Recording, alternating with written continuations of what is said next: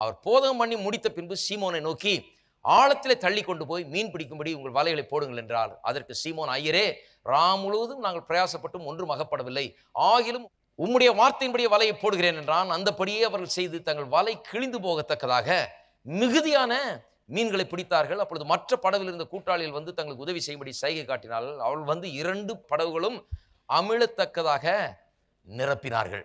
வாழ்க்கை சூழ்நிலை ஒரு மனுஷனுக்கு எப்படி மாறிச்சுங்கிறத பற்றி கதை இது, வேற ஒன்றும் இல்லை. பாருங்க, வேத வசனத்தை வாசிக்கும் போது அந்த கதை என்னன்னு பார்க்கணும். சும்மா அப்படி ஆச்சான்னு கிடையாது. என்ன மனுஷனுடைய பிரச்சனை, அந்த பிரச்சனை மாறி இருக்க, எப்படி மாறிச்சது, என்ன நடந்தது? இன்னும் வலையெல்லாம் அலசி கொண்டிருக்கிறாங்க, விரக்தியில் இருக்கிறாங்க. போச்சு, இன்னைக்கு நைட்டு முழுக்க எல்லாம் படகை ஓட்டியாச்சு, கடல் முழுக்க சுற்றியாச்சு, மீனே காணுன்னு வந்து வலையெல்லாம் கழுவி எல்லாம் மடித்து எல்லாம் தயார் பண்ணிட்டு இருக்கிறாங்க பேக்கப் பண்ணுறதுக்கு. அப்போ இயேசு வர்றாரு. இயேசு வந்து இந்த போட்டை கொஞ்சம் கொடுப்பா, நான் யூஸ் பண்ணிட்டு தரேன்னு சொல்லிட்டு அந்த கடலில் அந்த போட்டை கொஞ்சம் உள்ளே தள்ளிட்டு அங்கேருந்து பிரசங்கம் பண்ணுகிறாரு. இங்கே ஜனங்க வந்து கேட்குறார்கள். பிரசங்கம் முடிந்த உடனே இயேசு சொல்கிறார், சரி இந்த ஆள் போட்டு கொடுத்தாரு, இந்த போட்டுக்கு ஏதாவது வாடகை கொடுக்கணுமேன்னு சொல்லி கூப்பிடுறாரு. கூப்பிட்டு அவன்கிட்ட சொல்கிறார், இங்கே வா அப்படின்னு சொல்லி, உன் வலையை கழுவிகளும் எல்லாம் பேக்கப் பண்ணி வச்சுட்டேன், ரொம்ப சீக்கிரமா இங்கே வாப்பா, நான் சொல்கிற இடத்துல வலையை போடுன்றான். நான் சொல்கிறான், நான் பெரிய எக்ஸ்பர்ட் ஐயா, ரொம்ப நாளாக மீன் பிடிக்கிறேன், எங்கள் குடும்ப தொழிலே இதுதான், எங்கெல்லாம் போடணுமோ அங்கெல்லாம் போட்டு பார்த்துட்டு ஒன்றும் கிடைக்கல, இல்லை நான் சொல்கிறேன் போடுங்கிறாரு. அப்புறம் சொல்கிறான், உங்களுடைய வார்த்தையின்படி நான் வலையை போடுகிறேன்றான்.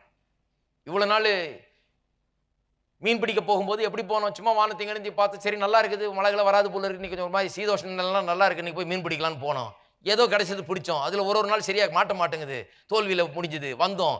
ஒரு நாள் கொஞ்சம் நல்லா கிடைக்கும், வருவோம். ஆனால் இன்றைக்கு உங்களுடைய வார்த்தையின்படி நான் போடுறேன். இன்னைக்கு போய் எல்லாம் தேடி பார்த்துட்டு வந்தாச்சு, ஒன்றுமே கிடைக்கல, தோல்விதான், எம்டி, ஒன்றுமே இல்லை, கை ஒரு தொட்டு சம்பாதிக்கல, இன்றைக்கு ஒன்றுமே இல்லை. ஆனால் உங்களுடைய வார்த்தையின்படி, எல்லாம் சொல்லி உங்களுடைய வார்த்தையின்படி, உங்களுடைய வார்த்தையின்படி போடுகிறேன்னு சொல்லி இப்போ போடுறான் பாருங்க. போட்டால் வலை கிழியத்தக்கதாக, படகு அமிழத்தக்கதாக.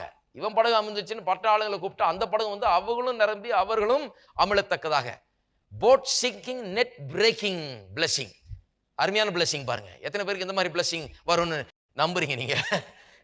அப்ப அதற்கேற்ற வார்த்தைகளை எடுத்து உள்ள வைக்கணும். வெறுமையான வாழ்க்கை, நாள் முழுக்க உழைச்சி ஒன்றும் கிடைக்கல, இவ்வளவு நாள் இத்தனை வருஷமா நான் செஞ்சு எதுவுமே வாய்க்கவில்லை, ஒண்ணுமே கைகூடி வரலங்க, எல்லாமே தோல்விதான், எல்லாமே தோல்விதான். அநேகம் பேர் இன்றைக்கு வலையை கழுவி சுத்தம் பண்ணி பேக்கப் பண்ணி வாழ்க்கையே பேக்கப் பண்றதுக்கு ரெடி ஆயிட்டாங்க. இவ்வளவு நாள் முயற்சி பண்ண ஒண்ணுமே நடக்கலங்க, என் வாழ்க்கையில ஒண்ணுமே இல்லை, எந்த வெற்றியும் கிடையாது, எந்த செழிப்பும் கிடையாது, எந்த ஆசீர்வாதம் கிடையாது.